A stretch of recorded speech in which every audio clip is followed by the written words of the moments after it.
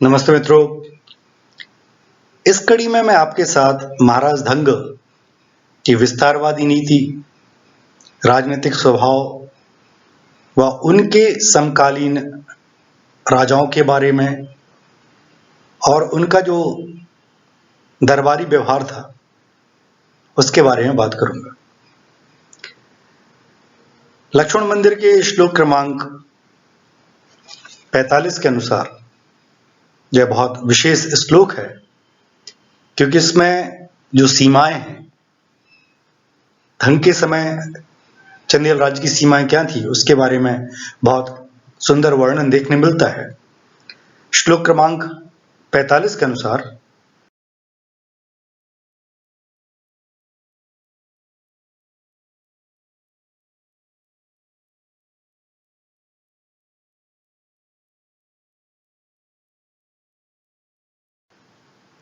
उन्होंने अपनी विशाल भुजाओं के बल से खेलते ही खेलते इस धरती पर विस्तार किया, जैसे कि कालिंजर और भास्वत जो मालवा नदी के किनारे स्थित है, यमुना नदी के किनारे से चेदी राज्य की सीमाओं तक और यहां तक कि विस्मयों से भरे गोपाचल पर्वत पर भी उनका अधिकार है। मित्रों, उन्होंने कई बार भास्वत अर्थात विदिशा, जिसे भिलसा भी कहते हैं, पर कई बार कई अवसरों पर वहां पे कैंपिंग की और वहां से कई सारे ताम्रपत्र दान पत्र जारी किए जो आज भी प्राप्त होते हैं। जो विशेष चीज जो आमतौर पे लोगों को जानकारी नहीं मिलती कि किसी वक्त पर गोपाचल, गोपाद्री, जिसे आज हम ग्वालियर कहते हैं, वह भी चंदेल अधिपत्य में था। आमतौर पर हम उसे कच्छपघात या कछवाहों के अधिपत्य में प्राप्त करते हैं, परंतु यह शिलालेख में इस चीज का उदाहरण देखने मिलता है। साथ ही कालिंजर अधिपति, उन्होंने कालिंजर किला जीता हुआ था और चेदी राज्य की सीमाओं तक उनका विस्तार था। तो यह एक व्यवहारिक सीमांकन चंदेल वंश का देखने मिलता है, चंदेल साम्राज्य का देखने मिलता है। मित्रों, धंगदेव के बारे में एक बहुत विशेष जानकारी यह प्राप्त होती है। महोबा स्थित शिलालेख में ये उल्लेख मिलता है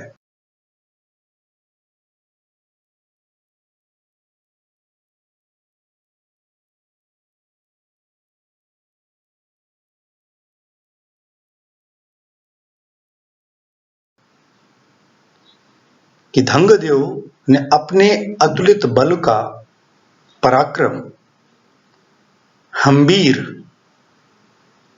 के बराबर किया था, जो कि इस धरती पर एक बोझ है। यहां पर इतिहासकार और विद्वान लोग यह मानते हैं कि अमीर जो शब्द है फारसी में, उसका संस्कृत अनुवाद हम्बीर के तौर पे किया हुआ है। तो इतिहासकारों के अनुसार धंगदेव ने अपना पराक्रम जो उस वक्त पर समकालीन अमीर या गजनी से जो आने वाले अतिताई अमीर सुबुकुद्दीन या ऐसे कोई अतिताई हैं, उनके बराबर किया था। इसका वर्णन भी देखने मिलता है। विश्वनाथ मंदिर स्थित प्रमथनाथ के शिलालेख में युद्धबंदियों के साथ कैसा व्यवहार होता है और धंग देव के दरबार में कौन कौन से युद्धबंदी प्रस्तुत होते हैं, उनका बहुत सुंदर सजीव चित्रण देखने मिलता है। और जो भट्टारक है दरबार में, जो घोषणा करने वाला है, वह कैसे संबोधित करता है, इसका बहुत सजीव चित्रण श्लोक क्रमांक 45 के अनुसार प्रस्तुत है।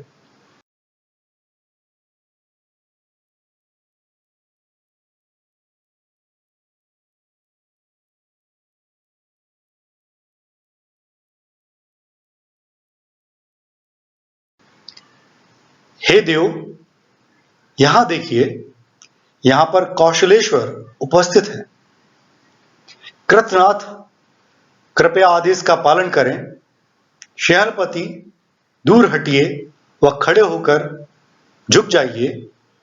तुम कुंतलेंद्र अपने मुख पर उत्तरी रखकर अपने आप को राजन के समक्ष प्रस्तुत करें। इसके पश्चात अपना स्थान ग्रहण करें। राज सभागृह में उपस्थित होने वाले राजाओं से द्वारपाल इस तरह का संबोधन करते हैं। तो यह श्लोक 45 में वर्णन पढ़ने मिलता है। इसी तरह विश्वनाथ मंदिर के श्लोक क्रमांक 46 में जो युद्धबंदी राजा हैं उनकी पत्नियां, उनकी बधुओं को कारावास में रखा गया है और किन किन राज्यों की पत्नियां और बधुएं उपस्थित हैं उसका वर्णन श्लोक क्रमांक 46 में देखने मिलता है। श्लोक क्रमांक 46 के अनुसार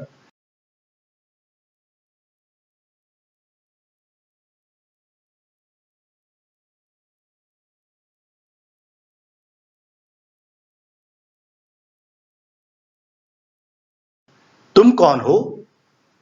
कांची नृपति की वनिता अर्थात पत्नी। तुम कौन हो? आंध्र अधिपति की स्त्री। तुम कौन हो? राणा परिवार की बधू। तुम कौन? अंगनरेश की पत्नी। इस तरह का वार्तालाप समर में जीती गई वैरियों की पत्नियों के साथ कारागार में होता था, जिनके नयन अश्रुओं से सजल है। तो मित्रों, आप इन दो श्लोकों से अंदाज लगा सकते हैं कि धंगदेव का पराक्रम क्या था और उन्होंने किस तरह से अपने सीमावर्ती राजाओं के साथ व्यवहार किया। इसमें सिंघलपति का नाम आता है जो कहीं ना कहीं श्रीलंका का उदाहरण है। इसमें कृथनाथ जो आजकल आपका नागपुर क्षेत्र है वह एरिया कहलाता है। अंग क्षेत्र का नाम आता है। कांची जो दक्षिण है वहां का नाम आता है। इस तरह से आंध्रपति उनका भी नाम आता है। इससे अंदाजा लगता है कि इन्होंने काफी बड़े क्षेत्र तक अपना विस्तारवाद किया।